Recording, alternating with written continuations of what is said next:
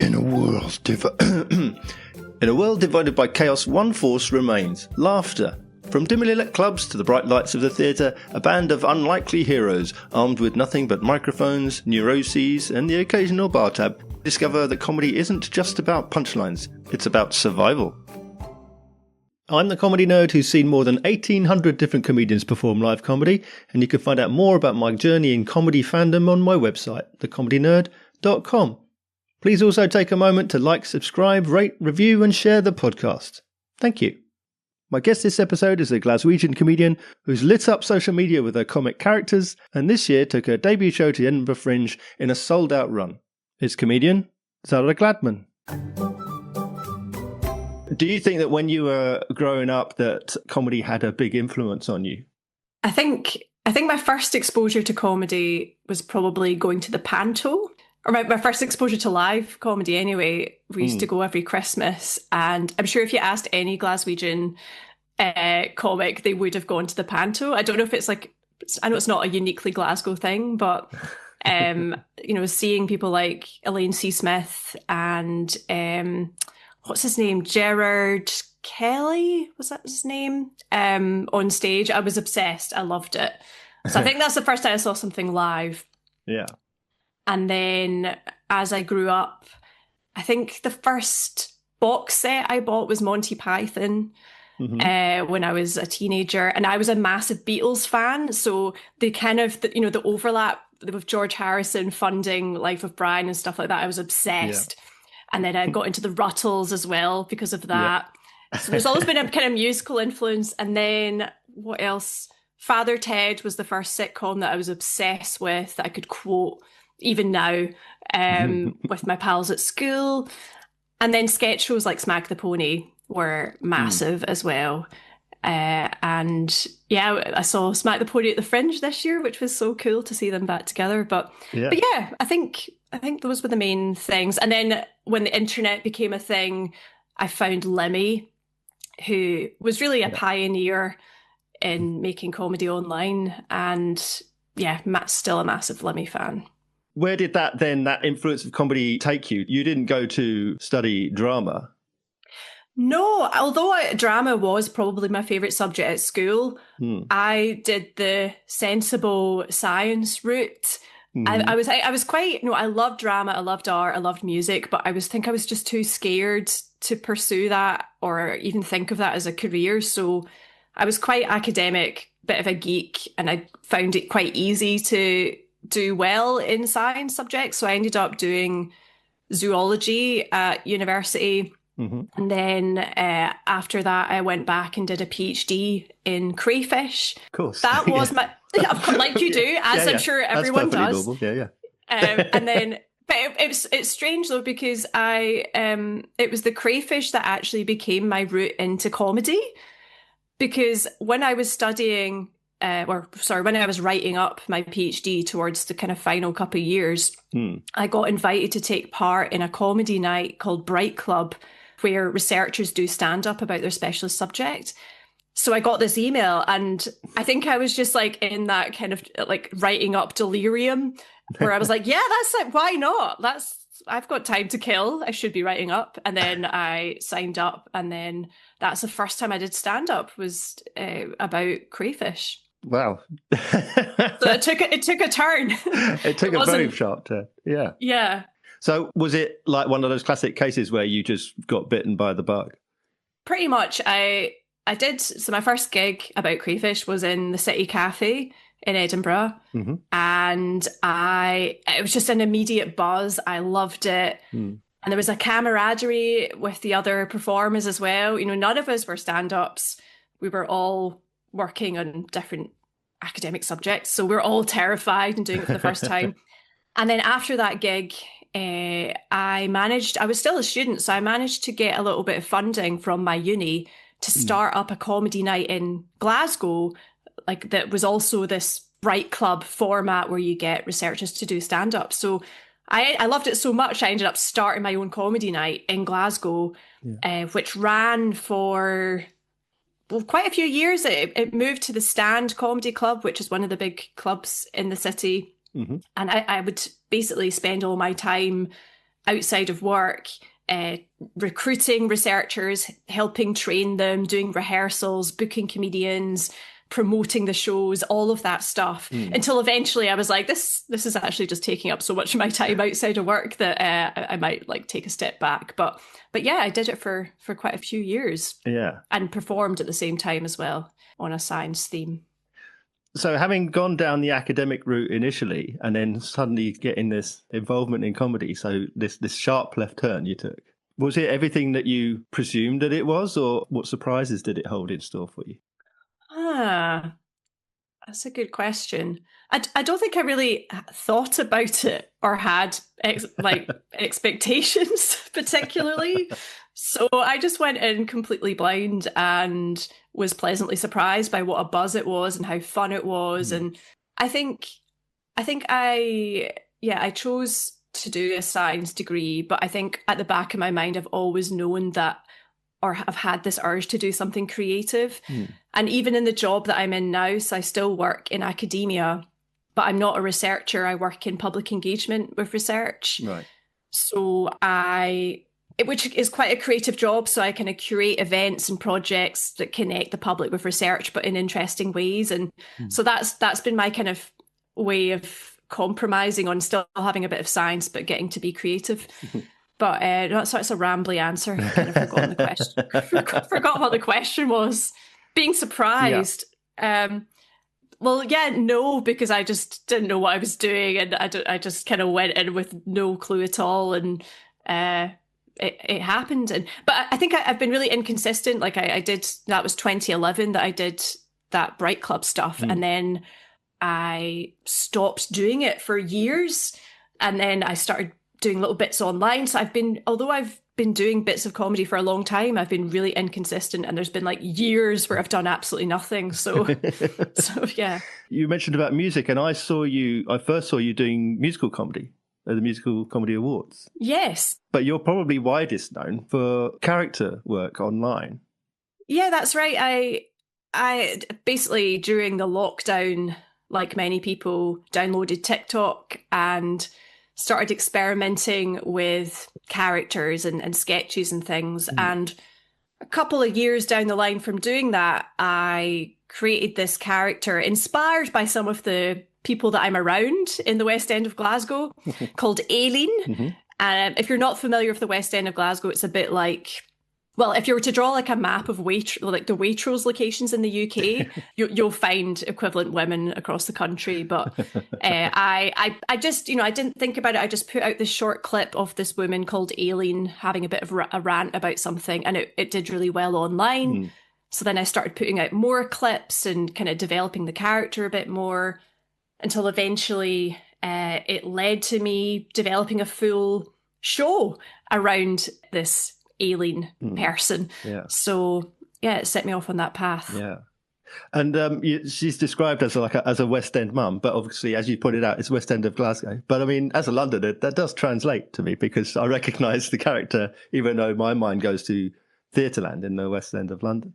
Yeah. So it still translates.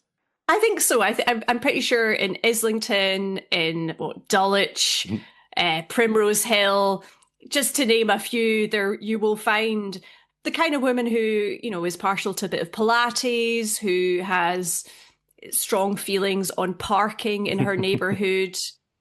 She sits on the committee of her local tennis club. So we know the type. I think it is an archetype. Yeah. Obviously, you got some traction through lockdown, but you started out doing stand-up, but then you got the character. How did you decide which was the character that you wanted to be? A musical comedian, a stand-up comedian, a character comic? Who are you at your heart? Who is it that you wanted to be? So when I first had the opportunity to do an hour-long show at Glasgow Comedy Festival, initially I was thinking I was going to do it as myself, and I was going to do my musical comedy stuff that I've been doing for a while. But then I had this realization that a lot of people would be coming to see me because of the characters that I do online. And I didn't want people to come and feel disappointed.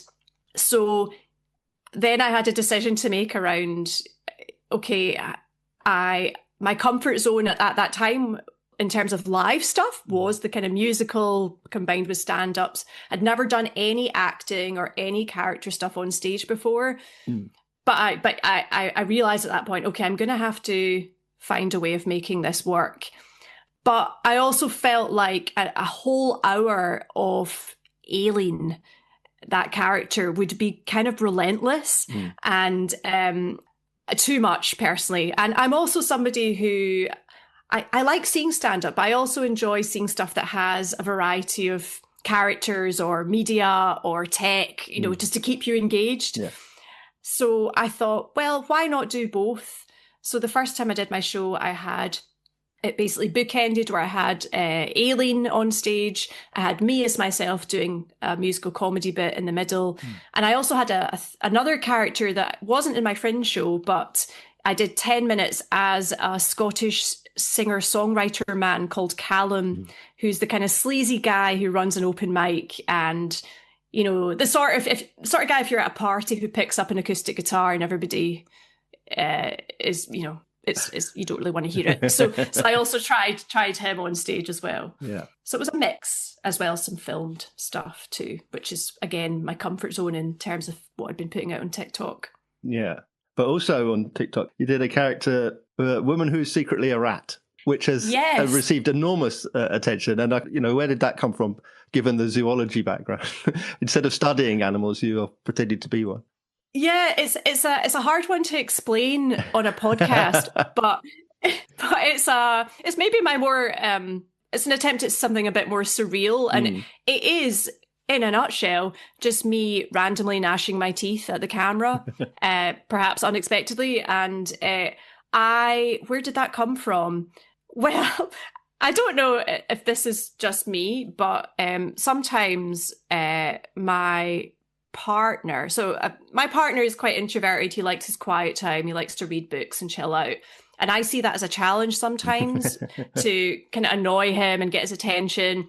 And sometimes that leads to me developing characters, you know, like I'll be a troll and I'll come in and like make noises. And so I'm pretty sure I've kind of rat-faced him before when he's trying to chill out. So I think it's maybe partly that.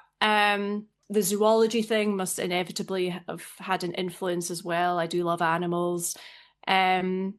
So yeah, I can't really explain it beyond that, but for whatever reason, it's my most popular character. It's the one that's had more views online than anything else. And I don't understand it, but yeah.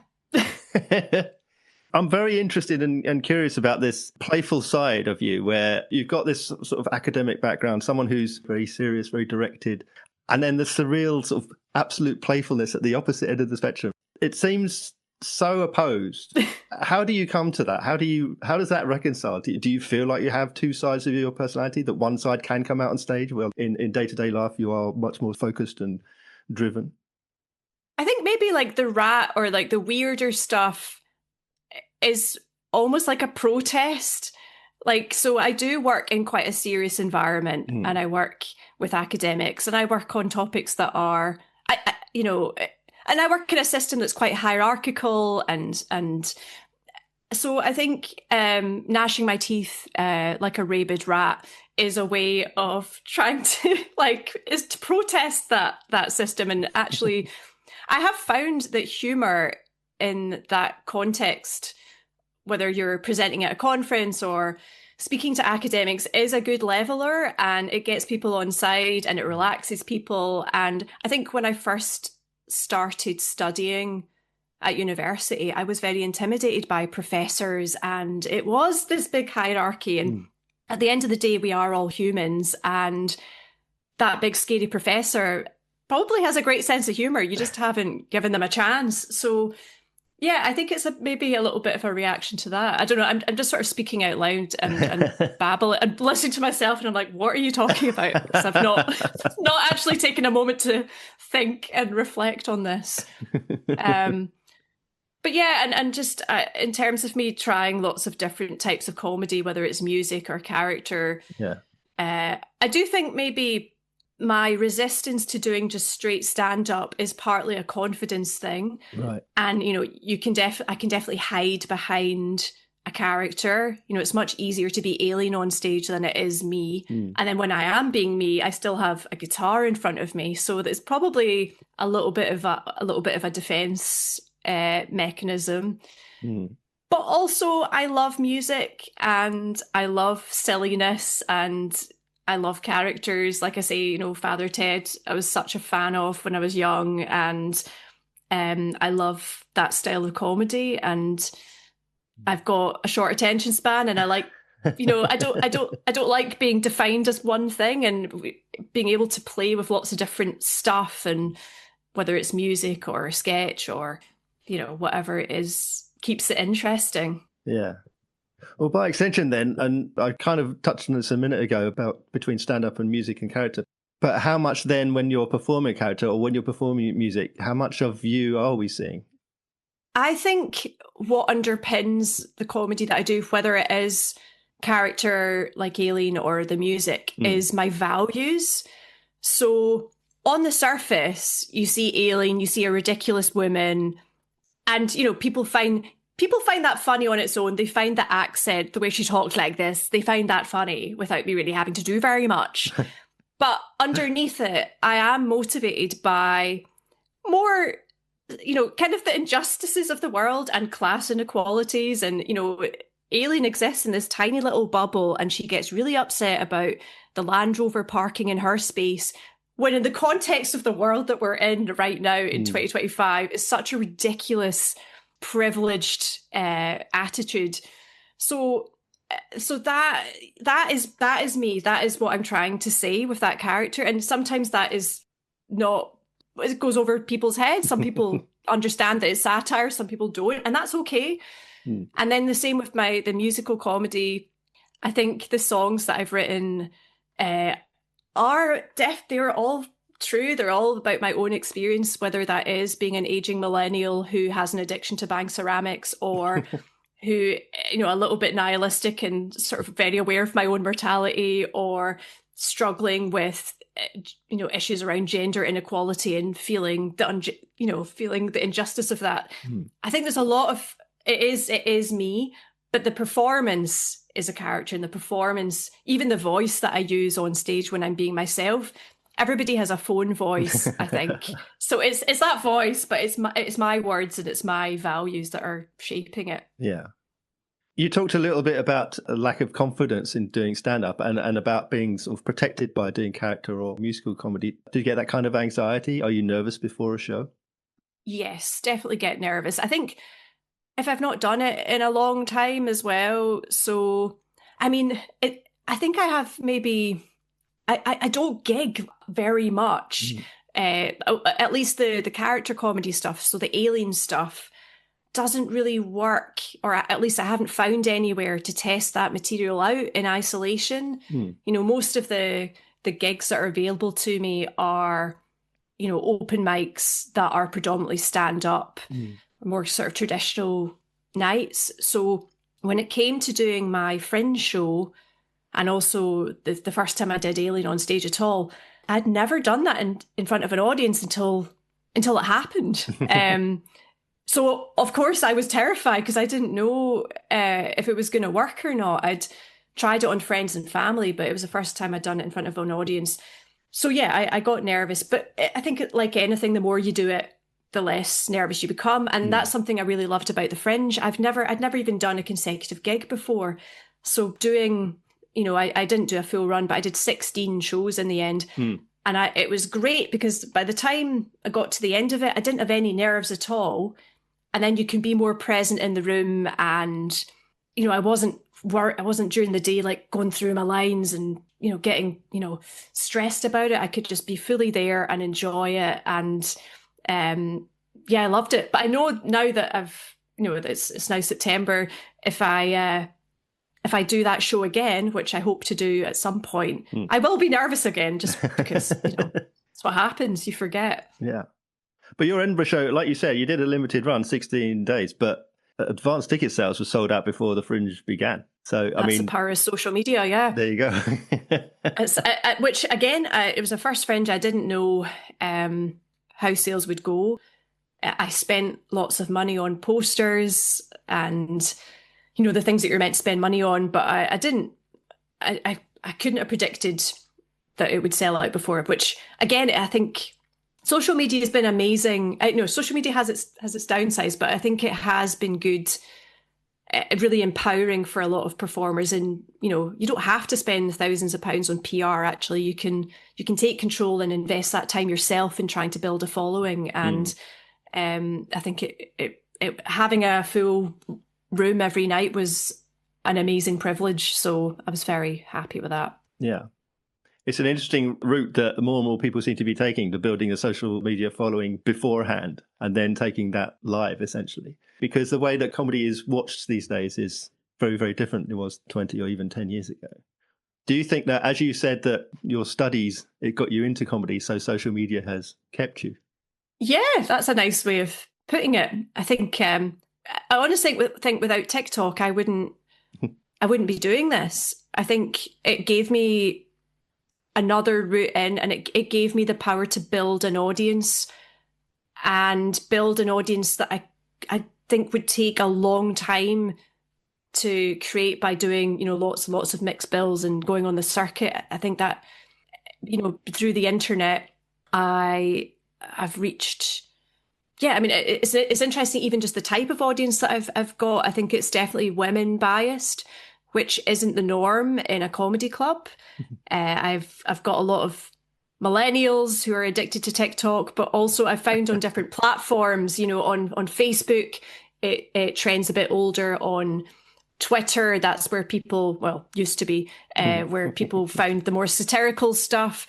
And then TikTok, definitely Gen Z leaning, and Instagram, millennials. So it's interesting to see even just which material does well on which platform and which resonates with different audiences. But yeah, I just think TikTok's been a really good disruptor for diversifying who can access comedy and who can make comedy.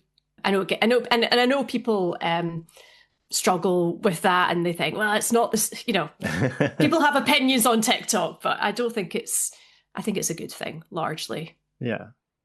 And then, of course, making that transition again, it's basically the same question as I asked before about what surprised you, really. So making that transition from doing a character online where you've got time and space to frame and direct yourself, and then you're taking it live. And although your show was beautifully put together, it's a different thing in a live environment where you have a living, breathing audience there with you. What challenges did you face? How did you react to that? So my approach to transitioning was, first of all, I think it was maybe a bit different to what a stand-up would do. I didn't do whips because this is partly about kind of de-risking the ticket sales. I felt like, okay, my audience that I've built online are predominantly a Glasgow-based audience. If I do a work in progress show in Glasgow, people will just buy tickets for that, and then they won't be going through to Edinburgh. It's hard to get Glaswegians to go through to Edinburgh at the best of times. So I decided to do a private friends and family preview, which I did in July. And I invited friends, I've invited fellow comedians. So that gave me a chance to have a run at it. And that was incredibly helpful. So I had the slight nerves of doing it in front of an audience for the first time, but also it was people that I could trust to give me proper feedback. So that was very, very helpful. And prior to that were weeks and weeks of rehearsal. So myself and Stuart Cromitty, who was the drummer and my, it was Aileen's intern, that was his role in the Fringe show. We would meet up weekly, and we would workshop the musical parts. The musical section where I was myself, we had done gigs, in front of audiences before, but the Alien stuff was new. So there was a lot of preparation over the course of probably a year, actually, to get to the stage of doing it at the Fringe. And yeah, when it eventually happened, you can't predict how it's going to go. I think the bits I was most nervous about were the technical bits, because there's lots of cues, and I as part of the preparation, found a tech who was based in Edinburgh. I was also anxious about having a Glasgow tech because I was like, oh, I just don't trust ScotRail. But I found a tech. I got my tech, Morgan, to come along to rehearsals, paid to make sure that everybody was as prepared as possible. Mm-hmm. Inevitably, there were a couple of tech hiccups at a couple of points during the run, but it was also about kind of learning to get comfortable with that and how to handle that. I think I'm a bit of a control freak and I can be very anxious and I like to over prepare. So it was probably good for me to learn how to deal with that. So that's something I took from the Fringe. But yeah, when it happened, I had an amazing time ultimately, and it couldn't have gone any better. I think it was the preparation, really, the huge amount of prep that meant that we had a good time. Yeah, I'm very happy. Yeah. You talked about feedback from friends and family, honest feedback. But then you take a show to the Fringe, into the Viper's Den. Yeah. How do you feel about feedback in the sense of reviews, and what kind of response did you get and how did you react to that? So I made a decision to not read any reviews while I was at the Fringe because I was just I just didn't want to have a downer at any point. I didn't want that to impact me psychologically. I just wanted to do my show and not worry about it. Now, I'd had some prior experience of being reviewed because when I did my first ever show at the Glasgow Comedy Festival in March last year, on my opening night, I had two reviewers. So I had The List and I had The Scotsman. And they reviewed the first time I ever did a show on stage for an hour. I had done no whips. I'd done no previews. I'd done a private friends and family rehearsal. I didn't understand that you're meant to not have a reviewer the first night that you've done a show. So they reviewed it. They wrote nice reviews. They were fine. It was, a couple of 3-star reviews, whatever. But I think even then I was like a bit disappointed because I'd put so much into it. And so I didn't want that feeling of feeling a bit of a downer. And I decided to not read reviews. As it happened, I got 4 reviewers came to see my show at the Fringe. One of them still hasn't published the review, so I don't know what that's about. Sometimes that happens, apparently. And then the other 3 reviews were 4, 4.5, 5 stars, and they were so lovely.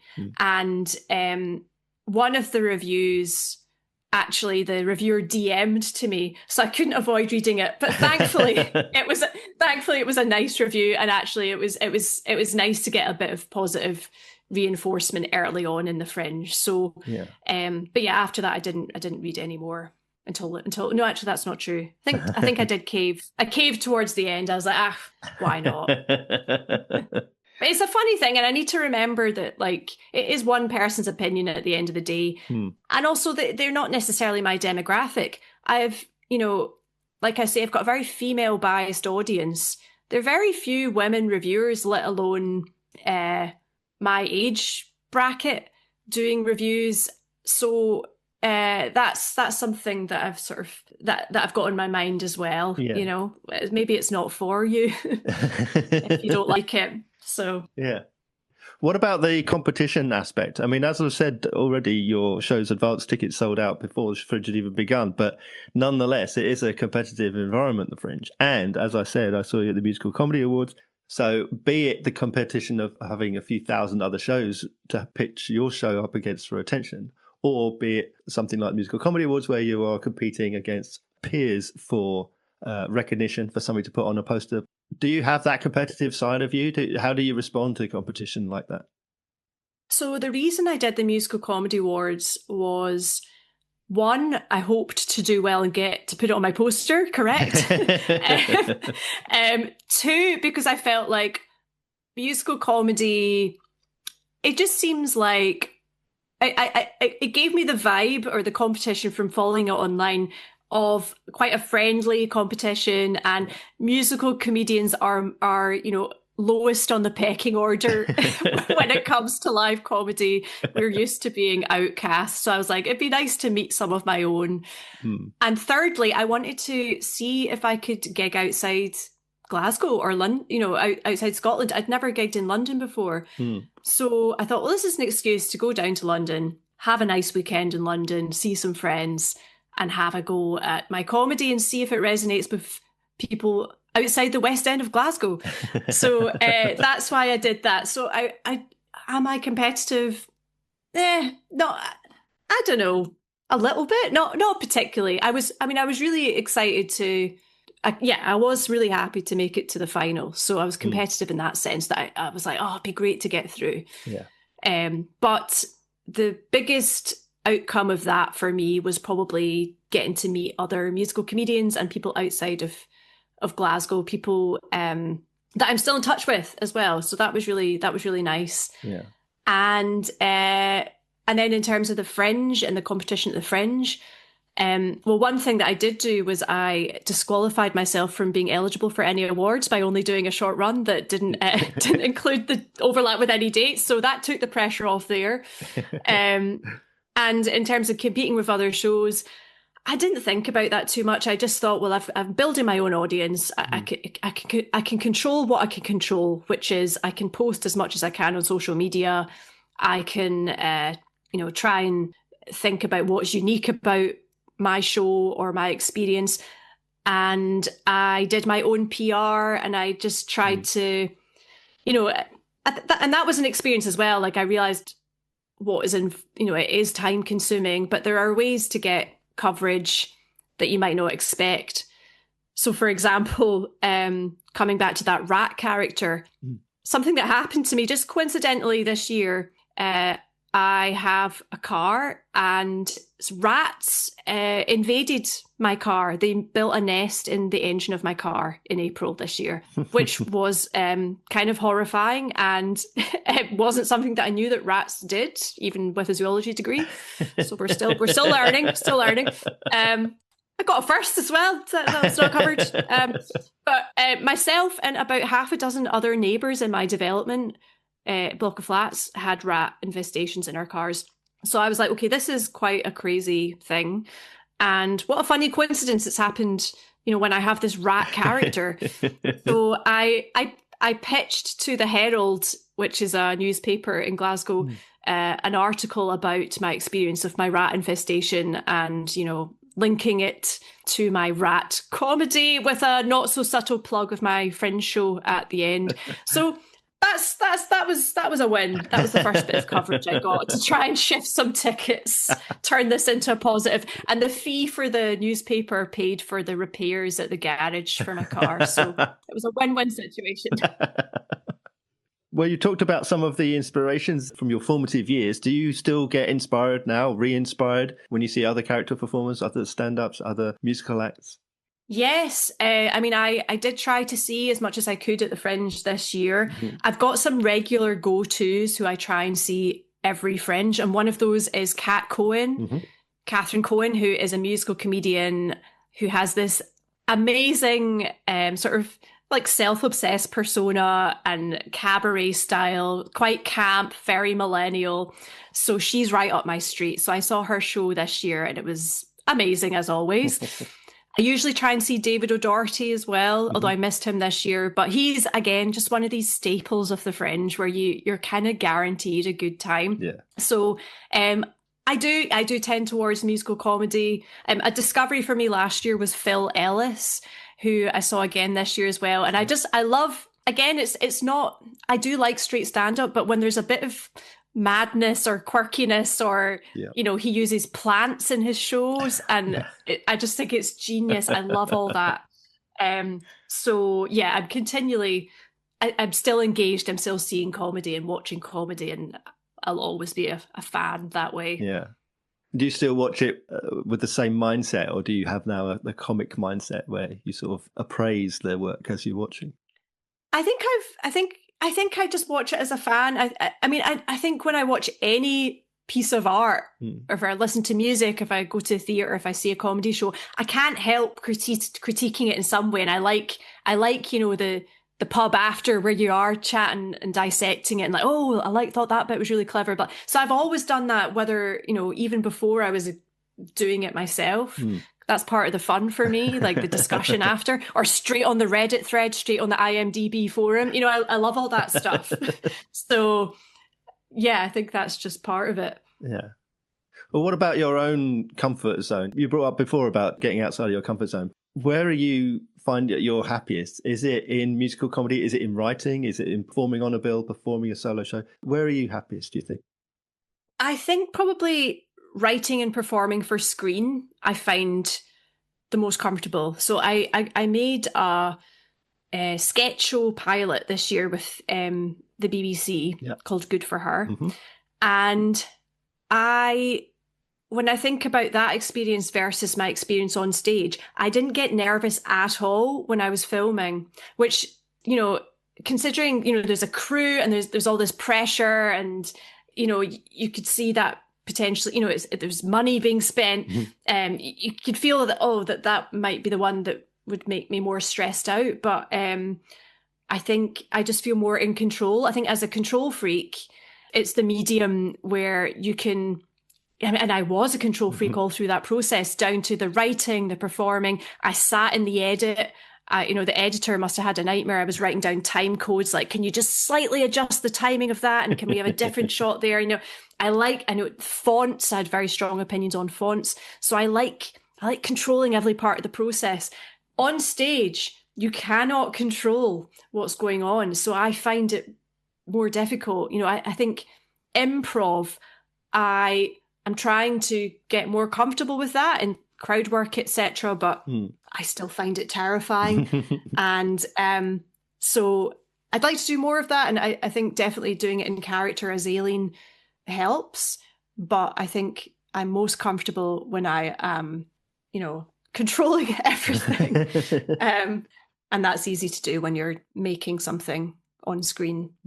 Although having said that, sorry, I'm just rambling now, but one thing the thing that I did struggle most with making that little thing for TV was taking notes and having to defend my material and justify my material and make adaptations. So again, I guess that just reinforces that I like to be in control. But there we go. So we talked about your show. You mentioned performing at Glasgow Comedy Festival last year. What's your festival experience as a whole been like? So Glasgow and Edinburgh, just in general. Yeah. I mean, I don't really have a bad word to say about it, really. I think the Glasgow Comedy Festival, that just felt really accessible to me. And it's a small team, it's a smaller festival. They're a very open team. And they actually, when I initially had the idea of doing a comedy show as part of their festival, I'd suggested this venue to them and they said, no, try the Oran Moor, which is a much bigger venue. So they really pushed me and they gave me a lot of visibility. It was my first hour. So yeah, if it wasn't for them, I think I owe them a lot in terms of the exposure that I got for my very first show. And actually, it was that very first show at the Glasgow Comedy Festival that then led to me getting the opportunity to make something for TV because production company and the BBC came to see me. So that was a huge win. And then in terms of the Fringe, I think my experience of that, I went in with my eyes open. Like I did a lot of research. I watched Stuart Law's documentary about people making their debuts. I went on YouTube. I watched. I read as much as I could because it's a big undertaking financially. Also, the work. I've got a full-time job. I had to take annual leave to do even the 2 weeks. So I wanted to be as prepared as I could. And I think I'm still processing it. But I had a great time. I had FOMO as soon as I got home. And I was like, oh, I wish I'd been able to do a full run. But it was great. And I think maybe I'd seen other comedians post about the Fringe on social media in previous years, and they had photos of them all like hanging out with loads of comedians and doing karaoke and like, you know, hitting it hard and partying. And I think part of me was like, yeah, I'll be doing that. And then I realized, no, you won't. Like, you're almost 40 and you have a show that involves a lot of, screeching and singing and whatnot. So I ended up being very sensible, and I bought a vocal steamer.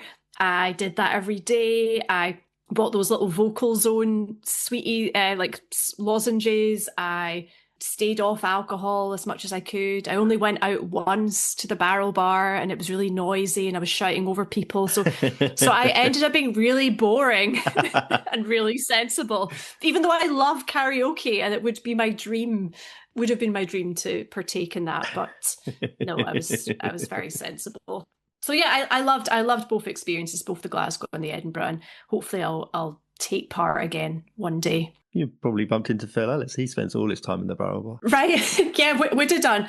I did go in, like, at the Monkey Barrel had like a launch party the first night. And I went in and I just felt immediately intimidated because there was like, oh, there's Nish Kumar. Oh, there's David O'Doherty. Oh, there's Josie Long, who is so lovely, actually, and the most friendly, loveliest of people. No need to be intimidated by her. But I didn't stay very long. I was like, yeah, I think I'm going to go and do my vocal steamer and go to bed. Can't deal with this. So do you think that, given your festival experience so far, and indeed all your other experiences that we've talked about, do you think that there's one lesson so far that you carry forward with you?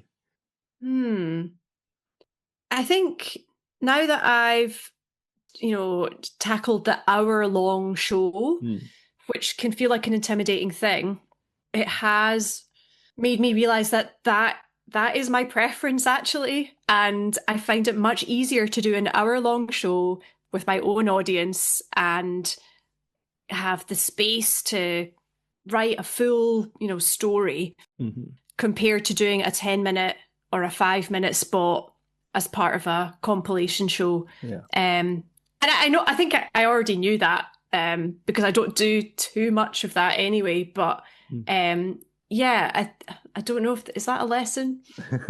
I did do one spot like during the Fringe in a compilation show, and it was quite a shock to the system, having just done my own show, which I felt went so well, such an amazing audience, like feeling great, and then I went and did this compilation show, and it was so bad. Like I think even just from the beginning, like I had my guitar with me.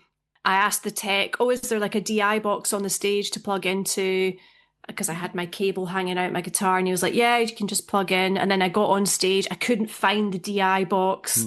It was excruciating. And then eventually found it. There was already a cable in it, so I had to unplug that cable, plug in my cable. And then by that point, the audience are like, who is this woman? What is she doing? And like, I think the previous act had been doing material that was like a bit more like laddie, like, and then I come on and do a silly song about Subbuteo.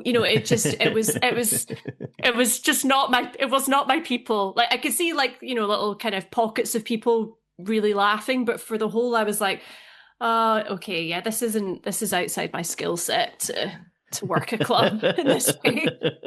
Not for me.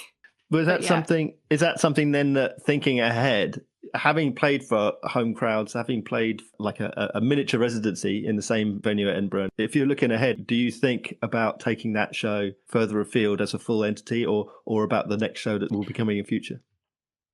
I think I'd really liked. I think because I didn't do a full run, I don't feel like I'm completely finished with that show. Yeah. So I would like to take it other places. I just haven't really thought about how to do that or when. I think I'm definitely going to do it in Edinburgh again, outside of the Fringe, and I'll be curious to see actually how many people come to that, because I have a suspicion that about 80% of my audience, if not more, had come from Glasgow. So I want to know, was this just a facade and I was basically doing a Glasgow gig in Edinburgh for a couple of weeks? Or are there people outside of Glasgow who want to see me? So I think that's my next test to see who comes along. Yeah. Beyond that, I haven't really thought too far ahead. I'm kind of hoping to try and get more TV on the go in terms of the sketch pilot that I made, because I had a nice response to that, and I'd love to have the opportunity to make more. So that is my next focus. But also, I'm not next focus. Also, I had this idea. Basically, as soon as I got back from the Fringe, and I'm sure a lot of people get this when they're just feeling restless and they feel like they should be doing something. I've had this idea for a while that it'd be really fun to make a musical comedy EP, because I can't think, and I let me know if I'm wrong, but I can't think of any musical comedy releases in Scotland since Billy Connolly. I can't think of any. I mean, I need to do more research on this. Certainly not a woman anyway. So I would love to take the songs that were in my Fringe show, properly record them. I've already got a bassist on board. She's this incredible bassist that I know.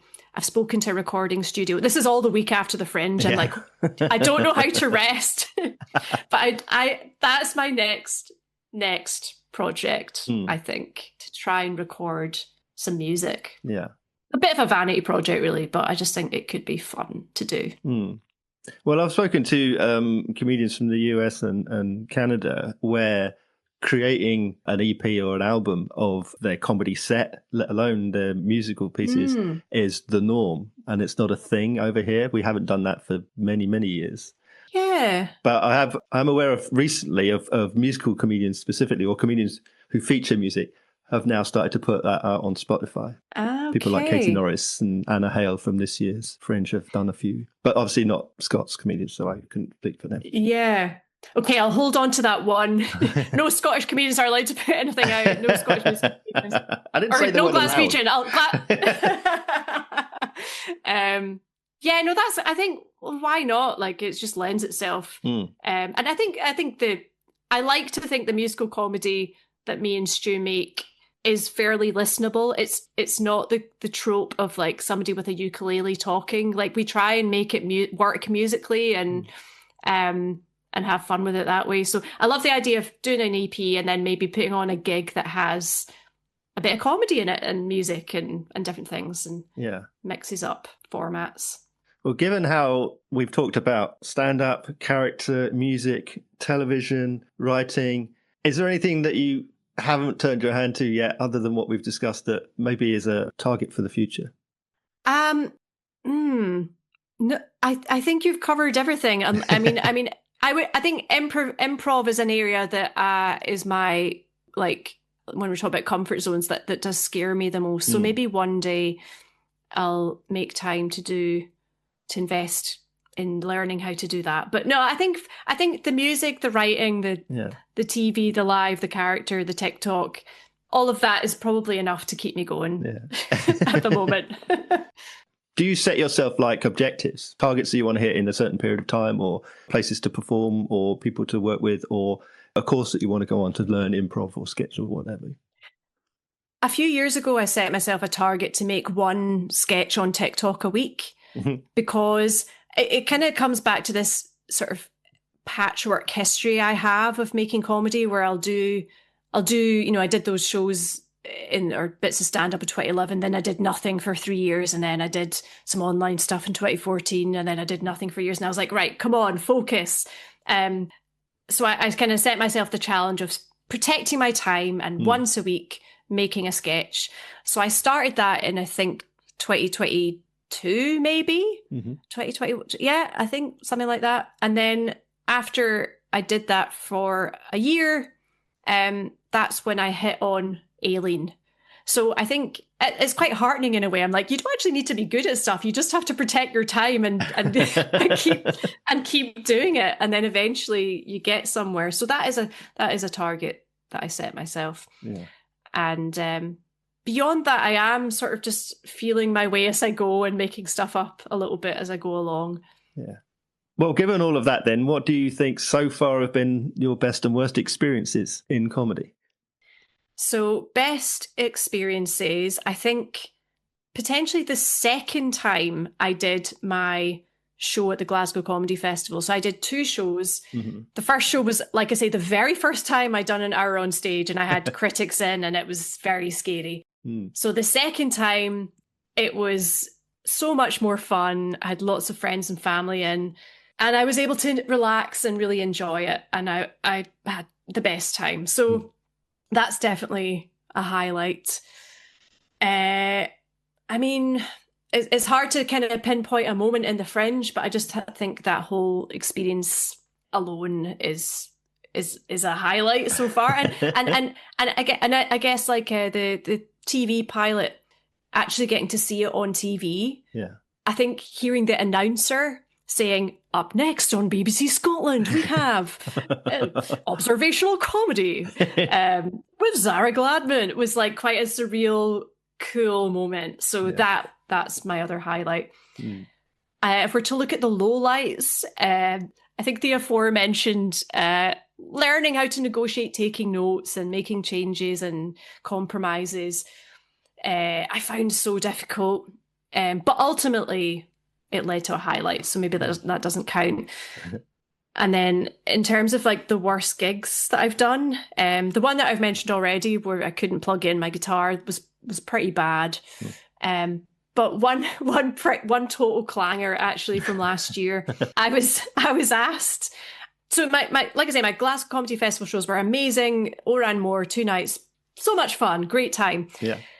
And I was asked if I wanted to be part of the Glasgow Comedy Festival Gala, which is in the King's Theatre, which is in this big venue. It's where I used to see the Panto, it's this iconic venue. I was asked, would you like to do a 5-minute spot at the King's Theatre for the gala? So I was like, of course, that sounds amazing. But I didn't really think through my act, because in my head, I thought, okay, the reason that I'm getting to do this show at the King's Theatre is because of Aileen. It's because of this character. So I should do Aileen on stage for 5 minutes. So I went, the gig happened, I was introduced. The first problem, I was introduced as Zara Gladman. So, like, welcome to the stage, Zara Gladman. I come on as this middle-aged woman, and to, I was singing my 50 Cent PIMP song, but I came out and I just saw loads of confused faces. They couldn't figure out, is this Zara or what is this? And I think that there was just an assumption that people would be familiar with Aileen, but this wasn't my crowd. So an excruciating 5 minutes. And then, that I think it was a lesson. It was a lesson for me that I think character comedy doesn't work at least for me, in 5-minute segments. You need time to establish a character, to give people time to figure out what the hell's going on. Also, I was the only person on that lineup doing a character. Everybody else was doing regular, traditional, straight stand-up. So I don't know what was going through my mind. I thought, this is going to be this is going to be fine. So what I should have done is maybe 5 minutes of my musical stuff that is a bit more clubby. But even then, I think it just wasn't the right decision for me to do that. So that was a sore one. And then there was a review of that as well, inevitably, that was like, Zara was the only one who let herself down that night. And I was like, oh no, that's painful, but we live and we learn. Zara, how can we find out all about you and where we can come and see you performing? So I'm on every single social media platform. So Instagram, Zany Zaz, TikTok, Zara Gladman. I think I'm on Blue Sky. I'm on X. I'm on Facebook, Zara Gladman. So yeah, whatever, pick your poison. You'll find me. So my last question is always the same. How would you sum up comedy in a nutshell? So I'm going to give you a subjective answer to a subjective question. So I have thought I knew you were going to ask this. I've been thinking about it. So I'm going to tell you a story about my gran. So my late grandmother lived to the age of 101. Wow. And she was asked, "Oh, how did you get to this age?" If she was around when TikTok existed, she'd be one of these viral clips where you're asking an old person how did you get to that age. But her response to that was, without comedy, she wouldn't be here, because it was humor that kind of turned so many dark moments into light moments. You know, she lived through Second World War and all sorts.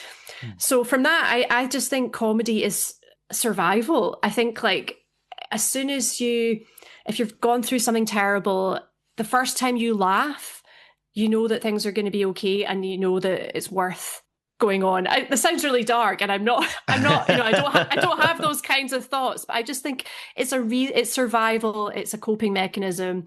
You know, in lockdown, which was a shit time for so many of us, comedy got me through, it got so many other people through. So I think it's survival. Zara, thank you so much for being my guest. It's been a genuine privilege. Thank you. Oh, thank you so much for having me.